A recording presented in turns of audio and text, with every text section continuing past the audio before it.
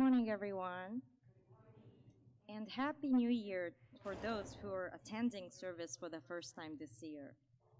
As you know, we have a luncheon following this service, and I hope all of you to be there as well. And I was informed that we need to get there around 11:30, so I'll try to keep my talk short and sweet today. But before I begin, I want to take a moment to acknowledge what a difficult start to this year it's been. The recent wildfires in Los Angeles have impacted so many lives, and it's heartbreaking to see the loss of homes, communities, and loved ones. It's going to take time to rebuild, and my heart goes out to everyone who's been affected. But on the bright note, I've also been inspired by the way Los Angeles has come together during this time. People have been offering free food, housing, and support to those in need. I've seen volunteers cleaning parks and animal shelters stepping up to provide free care. I'm in awe of the strength and compassion within our community, even during this time of challenges. I hope the recovery begins as soon as possible. Today, we are here for the Eitaikyo service. The term Eitaikyo literally means perpetual chanting of sutras and refers to the continuation of sutra chanting and memorial services for future generations. It's not just a ritual for the deceased on their remains. Instead, it's a way to pass on the teachings of Buddhism to future generations by reflecting on and honoring the memory of those who have passed. Through the Eitaikyo, we reflect on the virtues, gratitude, and presence of our ancestors. By listening to the Buddha Dharma and the sutras passed down through them, we, ourselves, along with future generations, are given an opportunity to share our gratitude into actions that are passed on the future. This, in essence, is the true meaning of Eitaikyo, expressing gratitude and carrying it forward as a role in our lives. In the Jodo Shinshu tradition, we refer to this practice as Eitaikyo rather than Eitaikuyo, which is a more commonly used term among Japanese people. I always kind of struggle to find exact translation for kuyo, but I think it means more to pray for peace and wellness of those who passed away. This distinction comes from the fact that Jodo Shinshu doesn't focus as much on the idea of kuyo compared to other Buddhist schools.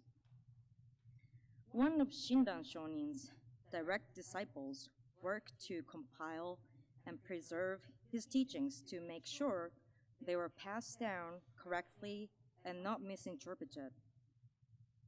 The compilation is known as Tannisho, and in its 5th chapter, it says, I, Shinran, have never even once uttered the Nembutsu for the sake of my father and mother. And I quoted this from Fresno Buddhist Temple's translation. Wow. I know it sounds a little bit harsh, don't you think? I think so. But in modern Buddhism, many rituals are often seen as offerings for the deceased. However, as Tannisho highlights, Jodo Shinshu takes a different approach, and it doesn't emphasize this kind of offering in the same way. This sets it apart from the more traditional understanding of kuyo at that time. And Shinran Shonin explained this idea with the words, all living beings are, in essence, our parents and siblings across countless lifetimes. In other words, even when we speak our parent, even in other words, even when we speak for our parents, it's not just our biological parents in this present life, but all living beings across countless lifetimes. We are all connected by deep and unseen causes and conditions. The phrase parents and siblings across countless lifetimes refers to the idea that we are all born from the same source of life, living and sharing this life, and eventually returning to the source through death. In this world that stretches from the past to the future, we share this human life together in the present moment. Each generation continues this shared existence, passing on life to the next. Through this continuous chain, life is always connected. It is only through this shared living that we can truly say we live together. We are all sustained by the vastness of life, and this is the meaning of the concept of parents and siblings across countless lifetimes. I know it's a tricky sentences that I just throw, but I was thinking, so my dad works for headquarters in Japan, Honzan, and so he works with like many other staff who works there full time, and he's only been there for about maybe 3 years now, so he's kind of like a newer person. But once he started working there, like we found so many relatives that we never knew. Because, I mean, the temple family is very interesting because in the old times, I don't know about now, I think it still does happen, but temple families marry into temple families. So the family of temple family expand, like as so many people marrying into each other's. And in fact, me and Rimman are actually biologically related. I'm his like third or fourth cousins because he's my grandpa's cousin. So when I think about that, I thought that was maybe a good example. Like, we may not know these people, but then like it turns out like at some point we're related to each other. So it's just not my biological family trees that I can say, oh, I'm related to them. But also when I look outside of my family trees, there are many other people who are related to me, and I'm sure that same thing happens to all of us if you live as a human. Okay, I hope that broke down a little bit easier. Anyway, where was that? A prominent Jodo Shinshu scholar, Reverend Ryojin Soga, once wrote in his book, Tannisho Choki, he says, the Nembutsu is originally a gift from Amida Buddha, not a result of her own good deeds or actions. Therefore, to think of it as something we can claim for ourselves and offer to others is a self-powered approach. The Nembutsu itself inherently carries the virtue of dedication.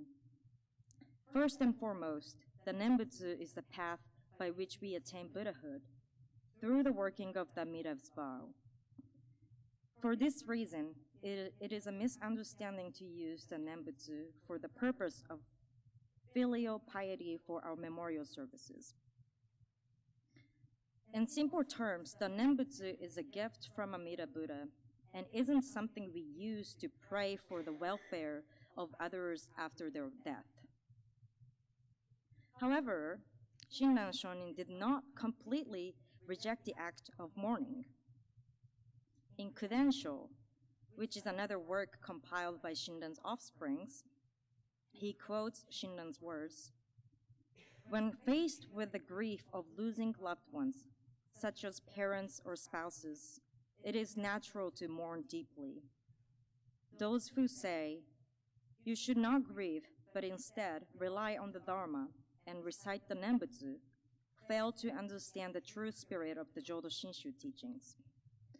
Thank you, Shinran Shonin. We can now peacefully grieve when, he's not denying the feelings of missing someone, or it's natural to feel sad when we lose someone, or I say this all the time, but like when your kid goes out for college or your pet passes away, we come across situations like this in our lives. Um, this conveys that it is natural for us to grieve the loss of loved ones and to cherish their memory. Shinran Shonin did not dismiss these feelings of grief. Instead, he cautioned against using the Nembutsu solely as a way to pray for the well-being of the deceased. Today's Eitaikyo service, like other memorial services, might easily be interpreted as a gathering to offer prayers for our ancestors. While it is indeed important to remember and honor them, it is equally vital to recognize that these services offer us, the living, a chance to encounter the teachings of Buddhism through the connection to our ancestors. Let us use this opportunity to deepen our understanding of the Dharma and express gratitude for the wisdom and guidance it provides. So that's all I have on my paper. I hope that's I hope that was an acceptable time length. I'm gonna pass it on to Shin again. But if you're staying for the luncheon, hopefully the weather is, I can't tell. Okay, all right. It's raining. Well, I hope you have an umbrella. And if not, I think they have parking lot as well. So we'll see you later at the Janam. Thank you for gathering here today.